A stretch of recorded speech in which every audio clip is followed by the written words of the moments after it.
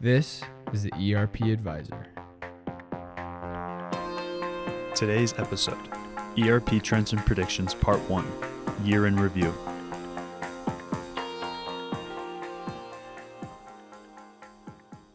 Thank you for joining us for today's webinar, ERP Trends and Predictions Part 1, A Year in Review.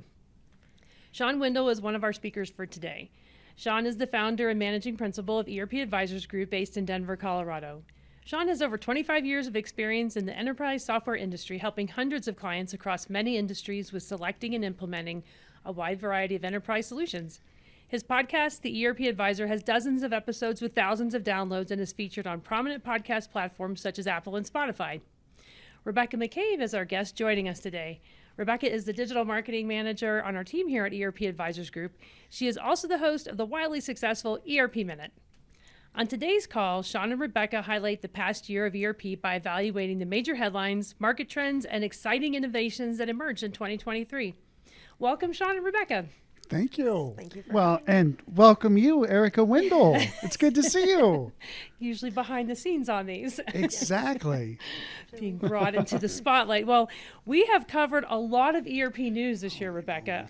I mean, we hit the 100th episode. There's an ERP minute every week, except for maybe if you were on vacation. So what, 50 Even news segments this year? Yeah, tons. There was so much news to cover, Yeah. even in trying to prepare for this call. I know Shawn and I have our cheat sheets, so we don't forget any of the main topics that we have to go over. So, Well, what we wanted to treat the audience to was sort of a look back in reverse of, well, what were the most important things that we saw emerge from across the enterprise software products over the year that you've reported on, and maybe get your take on what emerged as those trends. So, Rebekah, what would you say were some of the biggest headlines that you covered this year in the ERP Minute? yeah, definitely. Just kind of as a summary, too, so that we can introduce Shawn and I have a lot of things to talk about. I think this was a big year of acquisitions, data, and kind of a shift from the cloud to infrastructure, I think became a big focus this year. And from our perspective, I know on the outside looking in, that might not be as obvious to those evaluating ERP solutions. You're so in the trenches trying to decide what you want to do that you're not seeing all of the major plays that the vendors are doing. But there were lots of just advancements in order to ensure that the main platform was in place so that people can have better access to their data than ever before. And that was something that I think across the ERP Minute, we saw lots of headlines with that. Oracle and Microsoft had some new partnerships where OCI was now going to be offered on the Azure database, and that was huge. And a big thing that these two giants in the industry are starting to collaborate and leverage the technology that they have. And then even going to these conferences, we saw a lot from, I know Infor is making major investments in their technology, that what they're able to do in their databases, in that core infrastructure, partnering with AWS in order to continue to advance the product. And then also, NetSuite leveraging OCI, they were able to get on a data center in Canada this year. And so that was really big news. More people can access these tools than ever before. And so those were some really big things from the giants that we were seeing. But then you also saw just major advancements, product updates from all of the vendors. They were all making major advancements in terms of, like, Sage Intacct had some great financial updates to their product this year that's really offering even deeper functionality to those businesses that they serve and allowing them to do even more with the product. You also see Acumatica always has some big things going on. They were more quiet this year than I would say that they were in 2022, but they definitely would come up with these, we're doing this major product update that we release. I believe theirs are twice a year, they're major ones. And so just core financials, people being able to do even more with their data. And so that's kind of a main overview of what's going on, but I know Shawn and I are going to go even deeper into some of these big acquisitions. Yeah. I mean, the only other thing that I would add, of course, because you can't have a conversation about 2023 without talking about AI. There you go. So that was from an infrastructure perspective, partnership perspective, software vendors getting more clear on what their AI offerings are, like SAP, but Salesforce, and from the very top all the way down to some of the smaller vendors. You know, they had to have an AI strategy, right? You covered that a lot too.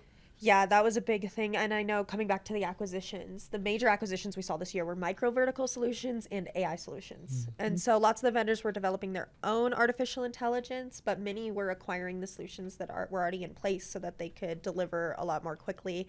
Some of the specific ones we see, like Copilot from Microsoft, we'll probably dive into that. That was their whole AI's been baked into ERP for many, many, many years. And that's something you and I have tried to make very clear even throughout everything we've been covering this year. But generative AI is new to ERP. And that's really what Copilot was, allowing us to generate emails, generate more within these specific product offerings. They offered Copilot for automotive, Copilot for finance. Like they were offering it across the stack. Einstein GPT from Salesforce came up. That was a big one that they were also embedding throughout their technology stack. Joule from SAP was a big one that you and I covered, because that's like I think they were building off of IBM Watson in order to put it onto the platform and then ultimately bring us Joule. And I know that IBM was doing a lot with Watson this year as well. We saw some of those investments doing more. So all of the vendors had really major AI. IFS acquired Falconry AI, which was part of their AI strategy, how they were gonna start embedding it into their system. So there was so much AI. Holy cow. I know. I think I'm going to actually leave because you got this. Thank you so much. That's really well done. Thank you. I mean, it's crazy how much stuff has happened, right? So you look at 23 and you sort of have to say, like, why aren't you following the ERP Minute? Because there's so much stuff that's occurring. Like, I think even this week, we just had a couple stories, right? We did. Covered a couple things.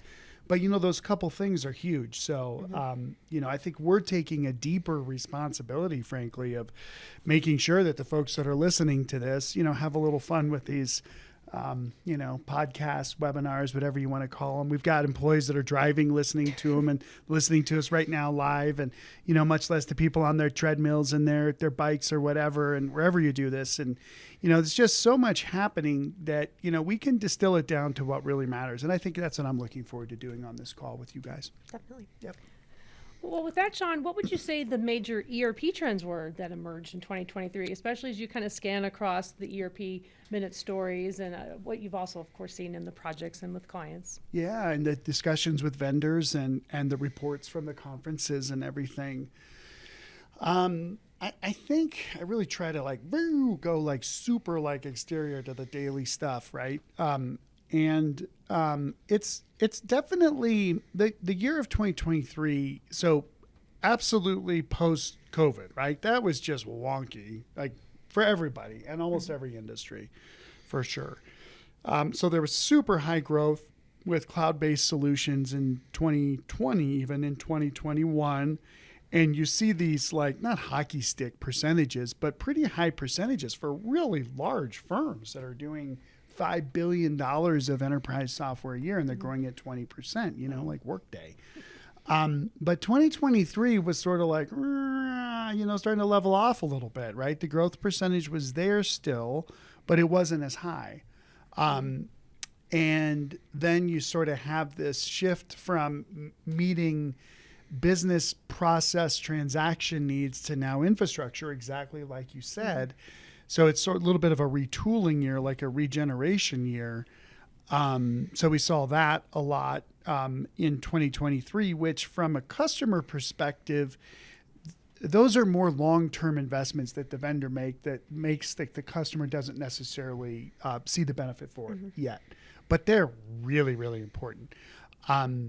I think another trend that we saw too was social responsibility. Oh, definitely. I think the software vendors were out doing some really cool things. And I might be blending a little bit of 2022 in too, Rebekah.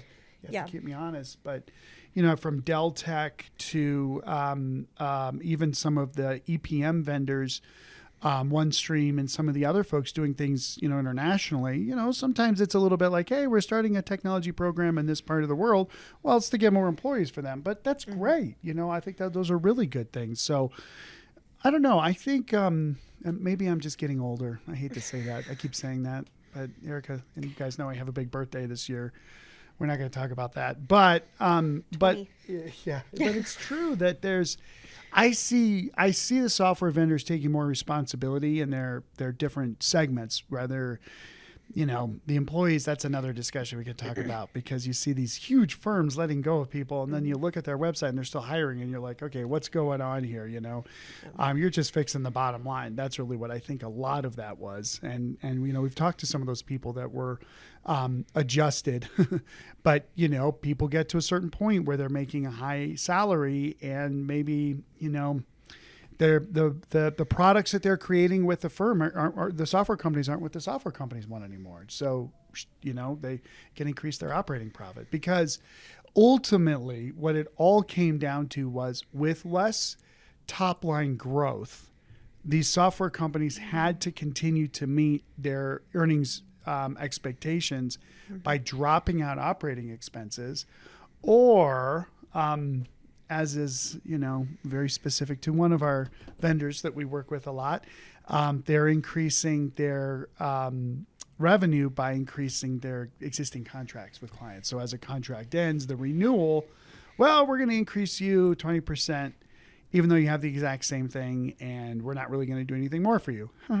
That's the client's view. The vendor view is, you're getting a lot of value and da-da-da-da-da. Our view is like, somewhere in the middle, right? Yeah, there's a lot of value for the apps. There's cost of sales and, data center, energy, electricity. All these costs are increasing just to run the apps. That's true, right? Personnel costs. But are they really increasing that much? Like, what are you guys really doing? So to kind of summarize all that, I think Rebekah had a very better view, I think, of kind of like what happened in the market. What I saw from a more pragmatic view, I guess is what I'm trying to say, as we dealt with a lot of deals, was all of what I said. Software vendors they're shifting. They're going away from top line growth. They're looking at bottom line growth through operational efficiencies, which is great. I think that's good for everybody, frankly. Even the people that get let go, like, hey, what other opportunities are there in the market for you to do other things where you are adding value? It's my view. You can send us an email or call me and tell me why I'm wrong. I'm fine with that. But that's my only view, right? My views don't represent the firm. Well, actually they do. In this case it does. Sorry. But the last thing I would say there is, again, just to reiterate what you said, I love it when the software vendors invest in real solutions that are going to benefit customers in the long term, because we are now, forget about, are we going to go cloud or are we going to go on-prem? We do have a couple clients that are looking at that for other reasons, but everybody's in the cloud. So that means subscription costs, subscription revenue. That means every year you're paying the same amount for software. If you did a deal with us and we protected you on those renewals, just saying, make sure you have contract caps for your annual renewals, please. But you're paying the same, if not a little bit more each year. What are you getting? What's the value, right? You get 2 upgrades a year. Okay, most of our clients use 50% of their apps at most. So, but there was Acumatica did a nice improvement for OCR scanning, and NetSuite did too. Actually, both of those vendors did. And that's beneficial, right? Hey, you get this new functionality. So, I love to see that. I think the really good vendors, again, are more focused on this infrastructure play for long-term benefit. And I will talk about where I think that goes in the future for sure, because that's extremely interesting. And even what some of the implications are for firms like us in the future. So anyway, I'm going to stop talking. There you go. Good luck. That's a good teaser to come back to tomorrow's call, which is the predictions for 2024. I almost let one slip, so that's right. We're talking the year in reverse. That's right. Tomorrow will be, what do we see in the coming year? So, perfect. Well, Rebekah, that was good oversight, Shawn. I think just at the high level, and I hadn't even realized that just from what I see on the clients and their projects and talking to prospects day to day, that the infrastructure is sort of a behind-the-scenes investment that they do have to make, because you don't want all those data centers crashing on you. That's right. That's exactly right. Rebekah, maybe more in the weeds, because you are our vendor representative now. You go to the conferences, meet with the ERP advisory people, as well as go to the different breakout sessions and see what the products are doing. So what kinds of new technologies did you hear about that the vendors were bringing forth this year? Yeah, so Yeah. So definitely, you and I talked about this quite a bit. The vendors are definitely utilizing AI a lot more in order to embed that throughout their solutions. We saw a lot more of those data lake houses, data warehouses, so that people could actually, whatever they're called now, as Shawn says, need a boat. I for wanted your to data know lake if they house. have like data winter cabins and I know, do. you if know you're beach vacationing. houses too. Yeah, so many things that they're creating in terms of their ability to store data and then also to integrate those systems into your ERP, other solutions. I know based off of financial results, people are investing a lot more in the infrastructure, but then also those bolt-on solutions. Like they're looking at their HCMs, they're looking at their EPMs, their CPMs. They're trying to add more FP&A, those kind of things, so that they can do more with their It's system. a lot of acronyms. Yeah, so many acronyms. what are those again? we need a little chart Yeah. pop up that Shawn and I point, and it just goes across the Maybe screen. the guys will Tech create guys. that as we look at the tech guys. You could put a definition, EPM, CPM, FP&A, put it on the call so that Yes. people see it when they listen. So that people know what it is. Enterprise performance management, corporate performance management, financial planning and analysis. But Yes. continue. But these solutions more and more are utilizing AI, machine learning, ML, large language models, LLMs. So many acronyms that the vendors are using just to like try and communicate the value that they're bringing.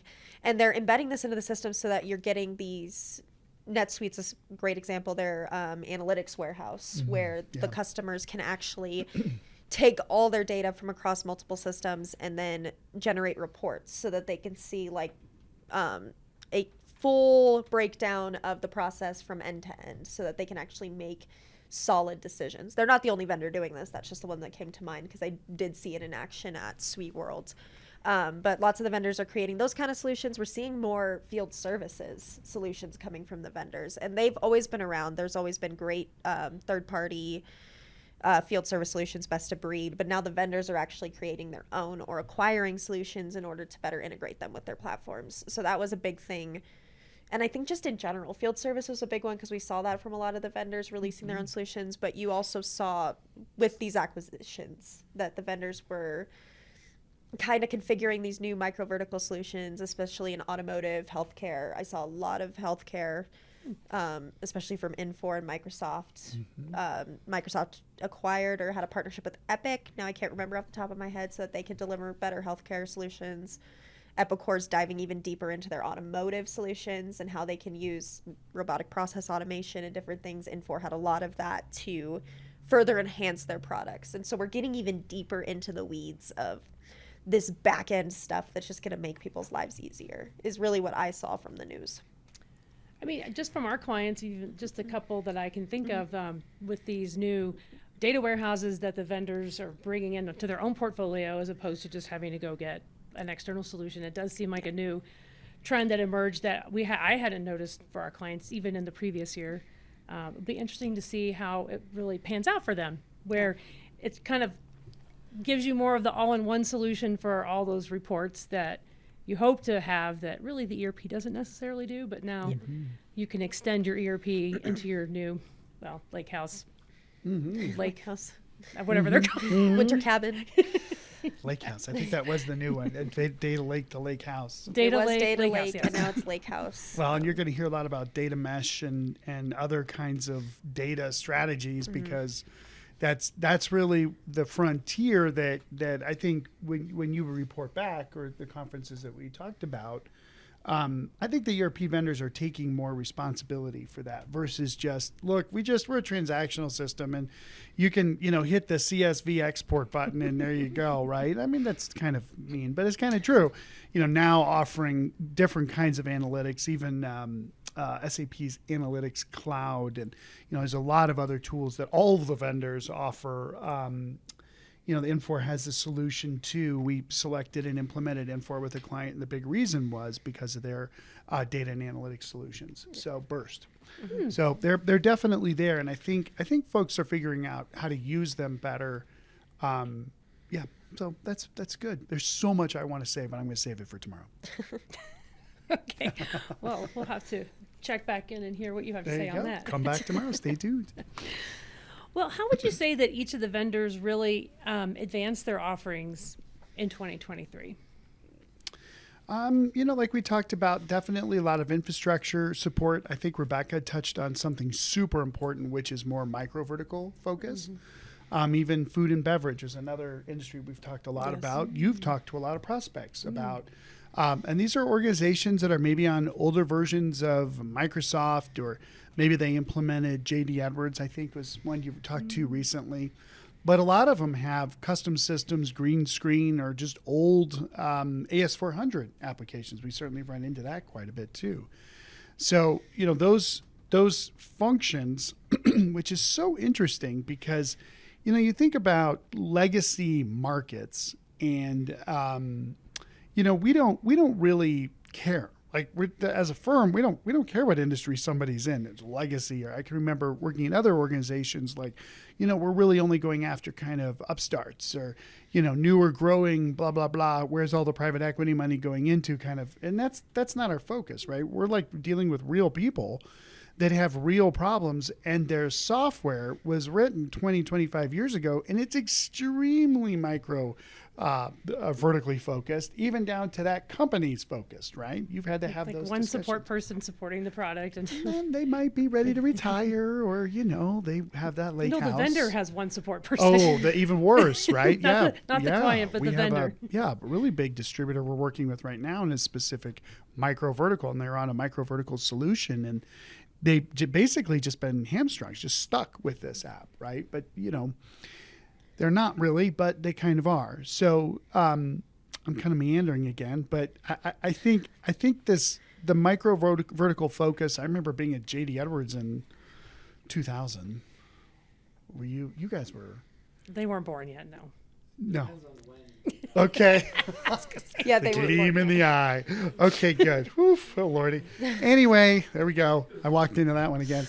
But we were talking about very, very not just energy, but not just oil and gas, but upstream, downstream, midstream, and lots of very, very focused micro vertical. The focus of micro vertical has been there forever.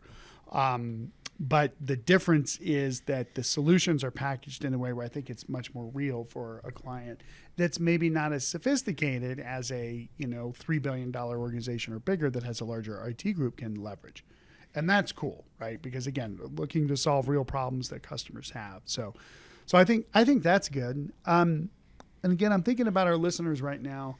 We're kind of giving you some general stuff, but I think looking back, there definitely is sort of a make break point that I think we're hitting with ERP specifically, because to continue to grow, the enterprise application vendors, right, ERP vendors, if you will, with Salesforce, SAP, even ServiceNow, Workday, definitely Oracle, Infor, Unit4, Dell Tech, IFS. There's so many that we've worked with. We've worked with all of them, and we've done deals with all of them, even though some of the vendors don't think we have, but software salespeople. Anyway, I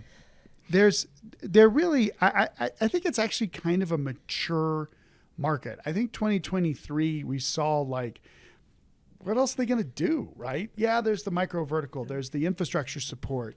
What do they really do for growth? Where does that 25% growth come from?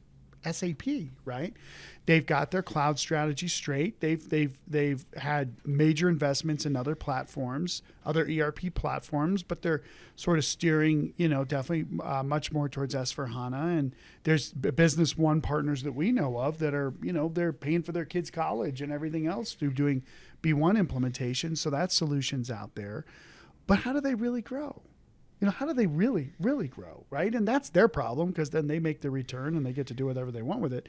But when we're talking to our clients and advising them this year, it was just interesting to say, what happens with Acumatica, right? Intact, NetSuite, right? Those are more on an incline in terms of the market share, especially Acumatica. We saw a lot of Acumatica deals this year. We saw a lot of customers prefer to go with a simpler solution, a simpler implementation. And that will be the trend going forward, is simplicity.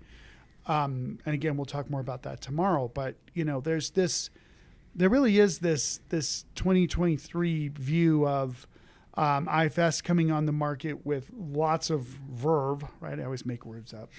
What's the right word? I think that's a real word. Okay, yes. good. Yes.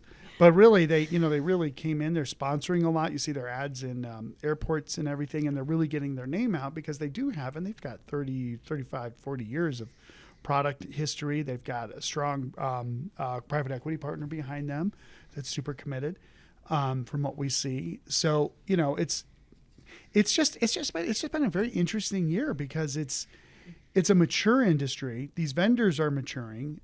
They're getting more market awareness out by doing more micro vertical solutions.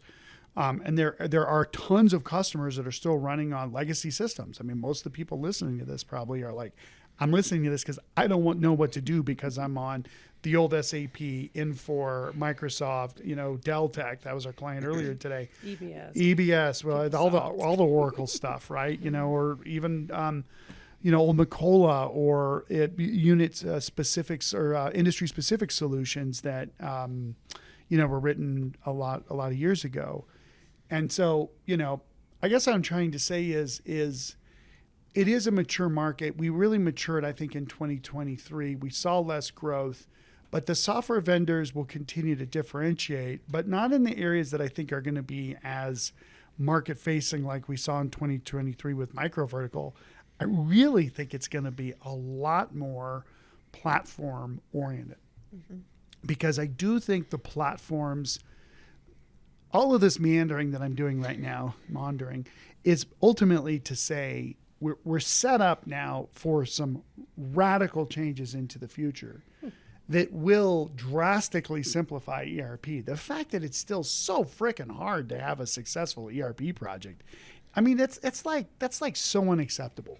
It's like, well, sometimes the houses we build fall down. Like they don't work. They literally fall down. Oh, that's not good. Well, how many times is that, right? Is it like heavy wind like today here? Or, I don't think we're going to fall down, but the building's not going to fall down. Well, it's only 50% of the time. What? 50% of the houses like fall on people? No, I mean, not, ERP maybe isn't quite like that. But, me, I'm the drama queen. I mean, if you're going to roll out, say, your email IT strategy of your email and documents for Teams and Microsoft and it's not like 50% of that fails. Right. Now, so one would say it's a lot easier and there's less dependencies on the people that are already busy and blah, blah, blah. There's reasons. I mean, you go to the website, you'll find every reason in the world, literally. There's like 8 of them for real from what happens. But I just think ERP is going to get so much simpler, right? And Microsoft is driving a lot of this with Azure, with Copilot and with even their licensing model. But the partners are still making pretty big bank, frankly, on big implementations. Yes. They need to figure out their different business models. But even one of the partners or one of the larger vendors, I won't say who because we're still checking this stuff out and it's still confidential, they're looking at 4-week implementations that are AI driven. Now, this isn't 10 years from now. This is like right now. And that makes it a lot easier for everybody. It does. Maybe it makes firms like us less prevalent. Fine. Hey, maybe we'll go retire at that point. We can just get one of the AI-driven firms. Oh, it's an easy 4-week implementation. What's the big There you deal? go. That's right. Right. Well, I'll go find something else to do. That'd be cool. Yeah. Maybe we'll, start a airline. I don't know. I really want to get a hotel. I think that'd be cool. Anyway, that's another story for another time. Anyway, long story short here. Investment, micro vertical focus, talk to the market, say what we do, what we can help with, and actually do help. And in the meanwhile, the vendors are taking all of this recurring revenue that they get every year, not just hiring gazillions of people that aren't going to end up doing anything, but actually getting in place infrastructure with other partners like AWS that have shovels loads and wheelbarrows and truckloads and like the big mining truck, dump truck size cash flow that they can invest in some real innovation that could change the world. I'm super excited about that. And that's the right thing because, again, no more failures. Like, this is ridiculous that we're still talking about ERP failures being blah, blah, whatever percent. Like, that's ridiculous. I do think the vendors are taking more responsibility there. Good luck figuring out what I just said. I did want to latch on to one thing you said. You mentioned how like there was the hockey stick growth for the couple years previous, but then last year kind of leveled off. What were the factors behind that? Interest rates. And just fear in the market too, Okay. and those companies that were adopted, not just early adopters, but the middle level adopters, they adopted already software. And so now you've got the stragglers, the laggers, the guys and gals out there that are like, if I change software and it fails, my company like goes, dies. And I can't afford to do that unless I'm absolutely sure. Right.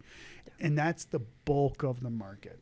Unequivocally, there's many more conservative organizations out there that are sitting on these legacy apps. They're being forced, like our company we talked to yesterday, to switch, and the vendors are really forcing it now too. It's not, the SAPs and Oracles and their partners that they sue, anyway, another story, are going to support legacy apps forever, but that's not the case for the tier 2 vendors, where they just can't afford to support it, or they're part of a roll-up strategy where a private equity has purchased all these different apps, and they're like, yeah, we're getting rid of them, and you're going to have to upgrade the end, which isn't necessarily a bad thing. At least I can say that, but yeah.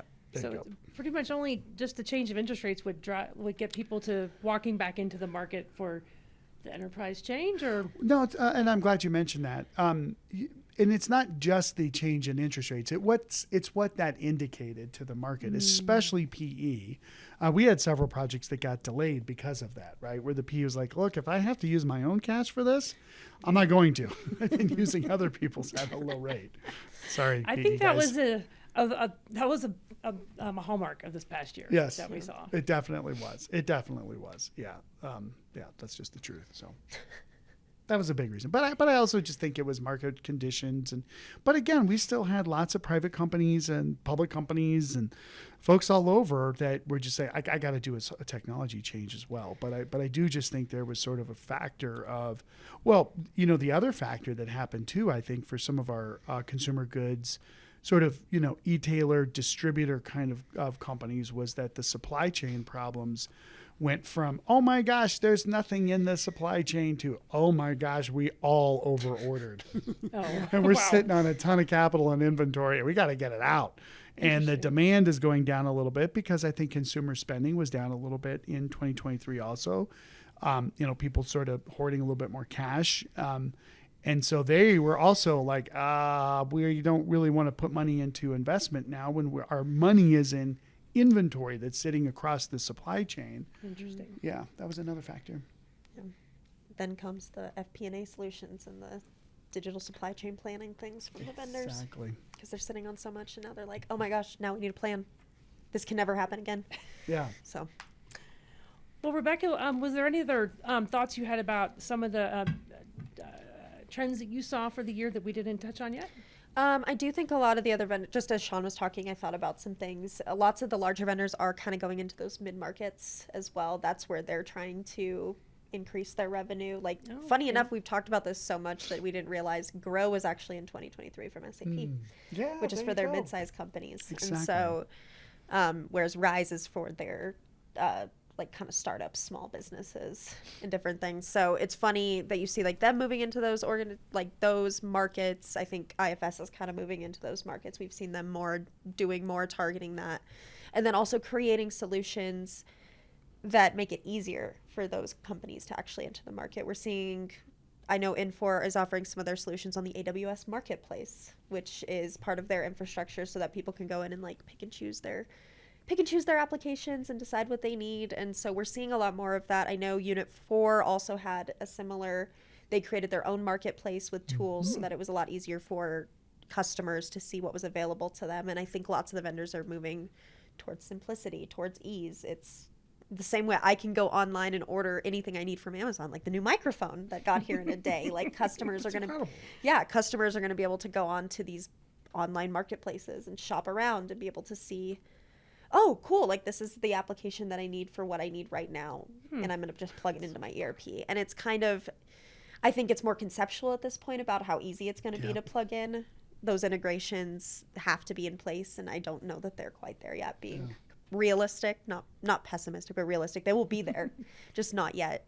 But we're definitely moving towards that trend, even just seeing what some of the vendors are doing and the products that they're releasing. So, and it's incredible. I recalled being at the Arizona State University with a great accounting professor. She asked me to come down and speak when I was at J.D. Edwards. And I did this whole thing about the semantic web from Tim Berners-Lee. He was the founder of, I guess so was a former vice president, but he actually really did found World Wide Web. It was from Tim Berners-Lee. And the concept of the semantic web was all of these apps work together. They have state and awareness, and they can communicate. And, it's like there's a bunch of bots, but there's just like this consistency across all these applications that they actually work together. And it was very conceptual, but the concept was, if you look at any of the value chains in a business or a nonprofit, procure to pay or order to cash or whatever, that we could rely on different kinds of different systems, which even Oracle was building with their OCI. With the earlier renditions were around J.D. Edwards, PeopleSoft, EBS, were to pull services from each one of those apps, right? Mm-hmm. So that was a more micro example of the macro example of the semantic web. And what you just talked about, right? Like a marketplace provides that central sort of platform where these different services can come together and you can leverage those. And I think each vendor, just like you said, is building out their own. But it's just interesting how it has taken decades. Like if you don't understand the history of ERP, you don't know where it's going to go into the future. Really, probably anything for any discipline. But even working in the telcos in the whatever years, the 90s, with putting in the infrastructure so that all these apps could run in the cloud, right? Thank goodness. What would we have done during COVID, right? We all would have been stuck. Instead of just sitting in our offices, work from home, Zoom, what do you do for the background? Do you cloud your background? Do you put a logo up? Do you show it so that, your wife comes in and grabs her purse and waves and then leaves, honey? Thanks. But seriously, that's all this infrastructure has been put in place. So I really do feel like we're adding the last little building blocks with AI. Like you can look at it like a pyramid, not Maslow's needs, hierarchy of needs. Maybe it's Shawn's ERP needs. I don't know, but EAGs will say. But there is this top part that we're now handling this problem of AI, which is really just automated decision making. How can we tell the salespeople which prospects they really should call for cold calls, right? Or in accounting, how can we find our own fraud? Why do we need the auditors to come in when we can run our own tests internally and spit that? And that's already happening today, right? Or every part of the business from a marketing perspective, target the marketing down to the unique account, right? We're trying to do that. Yep. All throughout the entire nonprofits too. Like there's so much opportunity still to help people to make better decisions. There's a shortage of people, qualified people. Where are all those qualified people? They're out there still, but that's another story for another time.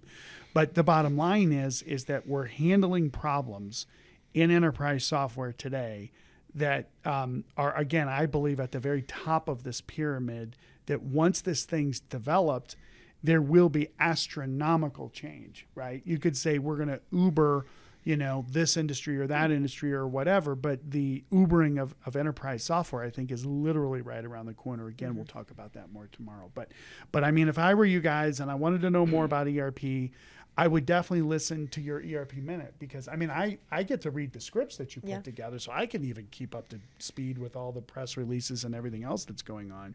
But, when you see the micro impacts, the incremental changes that are happening on a week by week basis, and then we get the luxury of being able to sit back and look at this, you're sort of like, oh my gosh, like there's about to be a lot of change. And do you really want to invest in this platform over that platform when this changes in the future? And you really need to align yourself with partners that with software vendors that are building the solutions for 10 years out. Like you got to do that. That kind of segues right into the perfect final wrap-up question, which is, how would you summarize this past year in one word? Yeah, I was going to say, you go for that. You looked at me. I'm like, I know. I came into this with an idea of it, but just as we've been talking, I'm like, oh, no, maybe I don't. Maybe as I'm looking at the news, different things, maybe my word's connectivity. maybe that's my summarization of it. I think that plays into the simplicity, and I think that plays into the new integrations, and I think it plays into and hints at some of the things that I know we're going to be talking about tomorrow. Exactly. But that's how I would summarize the year. Interesting. How about you, Shawn? Well, I never look at the questions, so I'm always like coming right off. That's when I probably should have thought Even though we try about. to like spoon feed. I know, right? Oh, these. I think it's for me, it's anticipation. I don't think that, again, there were great things happened, but I'm anticipating like these vendors are taking this cash and they're starting to do like profound things with them. Yeah. And so I'm anticipating. 2023 was a year of anticipating what's to come. I usually like to stay in present time and look at what I do on every one of our deals, of course. But yeah, that's what I would say. Nice. Wow. Well, that was a lot of good information, and I definitely feel prepped for us to go into tomorrow to actually look forward into all those things you're alluding to. Yeah, well, thank you too, Erica, for being on. You add a nice dimension, and despite the fact that we're married, I mean, I think it's great that you're here anyway. I don't know. Thank you for jumping in because it's good. I love hearing what you have to say too, Rebekah, and that's probably been a big change for us this year. Is you have really just like gobbled all this information. It's not easy, is it? No, it's not. Yeah. And I would say, I try to tell everybody too, like I hit a point where I think I've learned so much, and how can I even learn any more? And then next thing you know, I confront something that I have no idea. So, I feel the same. okay. Sure. This was earlier on. They asked what conferences are you attending to build community, and you might want to repeat that back. So there was a listener who had a question of what conferences are we attending to build community? Yep. Definitely. So I know that this it can change year to year, just depending on the vendors. In 2024, we are already planning on going to the NetSuite Influencer Conference, which is going to be in February. We're going to the Acumatica Summit so that we can get a really good idea of what's going on with them. We're always connected with them, but it's so great to see their product in action and get to meet with some of those people that we Zoom with all the time. Yeah. I'm assuming we will be going back to Epicor. Yep. That was one that we attended last year. Infor is in the works. NetSuite, Suite World, definitely always on the list. Intact too. Intact, Sage Intact. yes, there will be an Intact one, and then I know Oracle usually has a conference in February as well. So, really, we are open to any. If the vendors would like to reach out, if there are any vendors watching this, please let us know. We definitely like to participate, want to get product updates, and it's really we attend the conferences that we get invited to. So. Yeah. And I would say for the listeners out there too, I mean, because we got to go to these things, although sometimes we don't, but we try to. We missed an update, frankly, from Unit 4 last year that just didn't work with schedules and stuff, which I regret. But we always look at the releases and what comes out of them, all of them. We do that for Microsoft, for SAP, for all the big ones. But I would say for you all, the user conferences are really good.